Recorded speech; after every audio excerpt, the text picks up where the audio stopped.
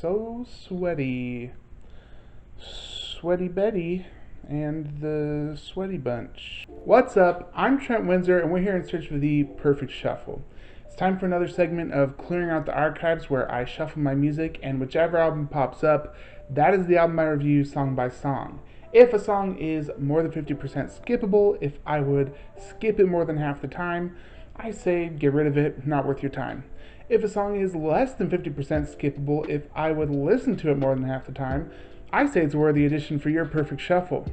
Last week we shuffled our music, and the album that popped up was Let the Sun Talk by MAVI. MAVI is a fresh young rapper from North Carolina who has made some decent waves with his debut album Let the Sun Talk. He's received a lot of attention from music media, including a very positive review from Pitchfork. He's been compared with a lot of well-established rappers, but is he unique enough to stand out? Let's find out as I review this album song by song.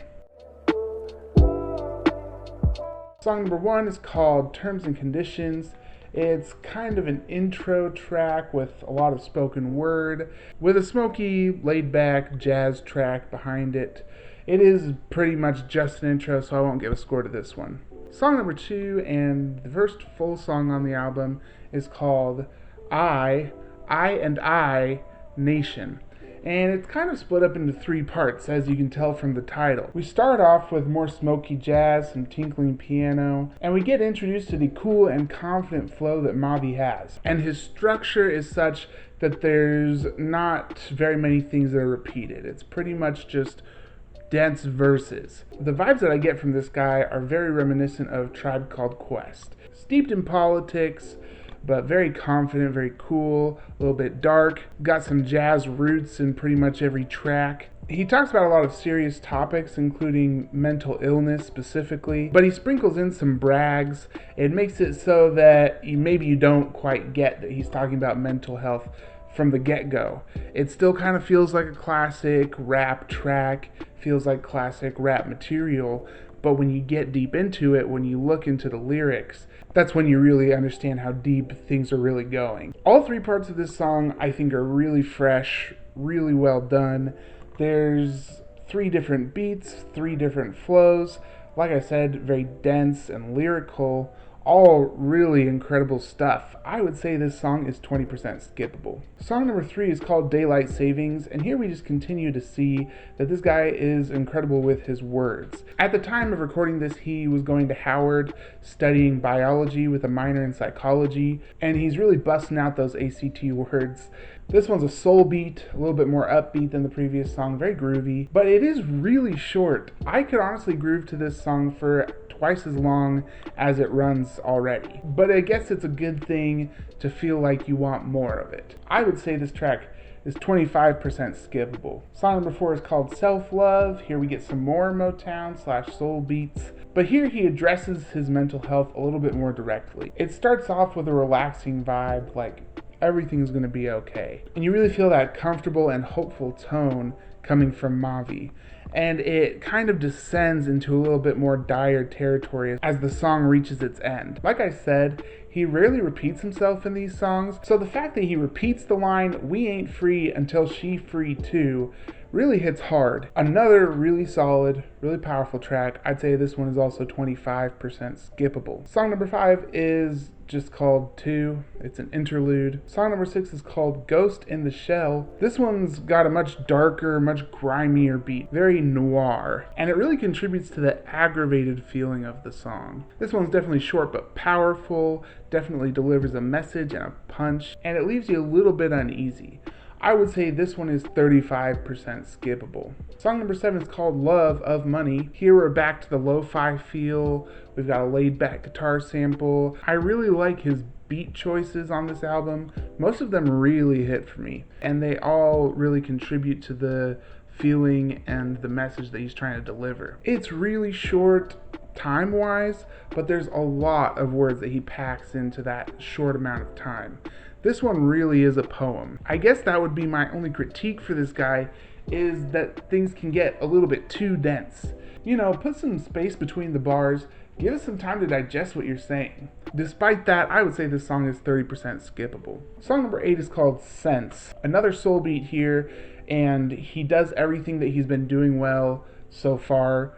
Great flow, confident and cool delivery, really dense and verbose. The thing that sticks out to me about this song is that he perfectly describes what type of music he's making. He says he makes the kind of songs you've got to read. And I think that's the perfect way to describe what this album is. It's almost a book of poetry. Putting the music behind it just enhances the words, but the words are the focal point. Once again, this song, time-wise, is short, concise, and powerful. I'd say it's 25% skippable. Song number 9 is called 3, which is another interlude. Song number 10 is called Chiasma. Once again, breaking out those ACT words. His English teacher should be so proud. Here we get a lo-fi piano beat. It sounds tired, very weary. This song seems to be an expression of depression and how he has been dealing with that, how he has dealt with that, and you can feel how tired he is from that battle that he wages every single day. It's really emotional. His vocal delivery is spot on. This is definitely a highlight for me. I'd say it's 20%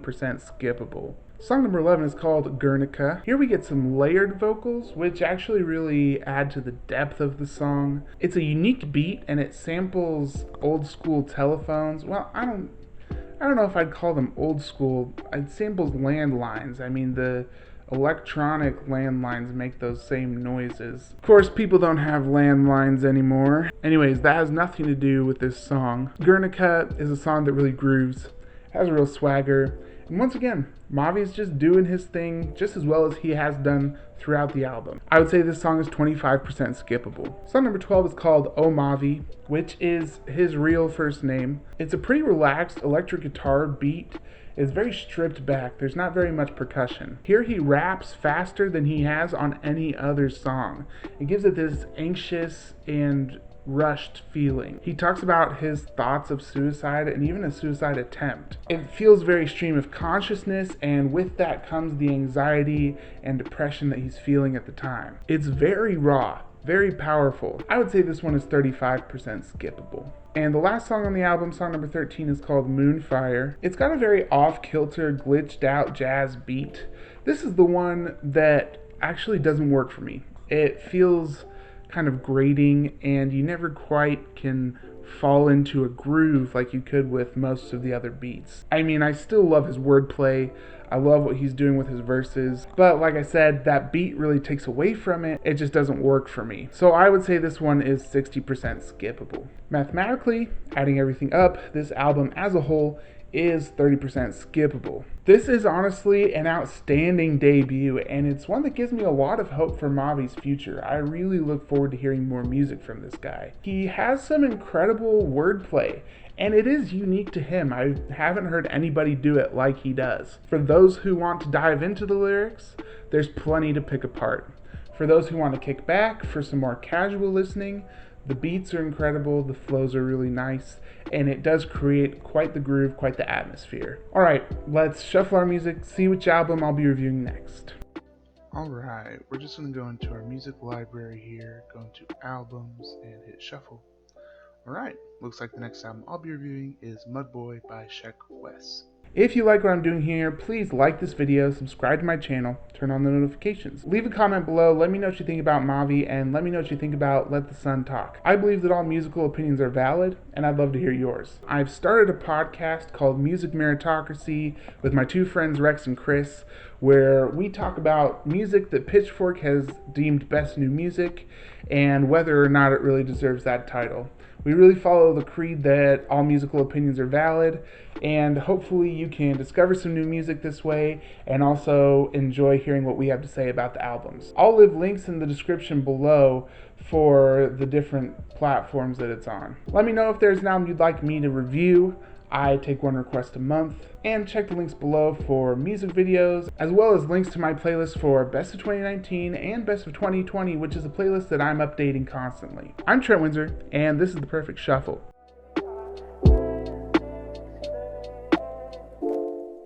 Man, I was so scared to answer the landline. It took me a lot of practice to learn how to answer the landline. And then, I was young and hadn't gone through puberty yet, so half the time they thought it was my mom when I answered. And that was upsetting.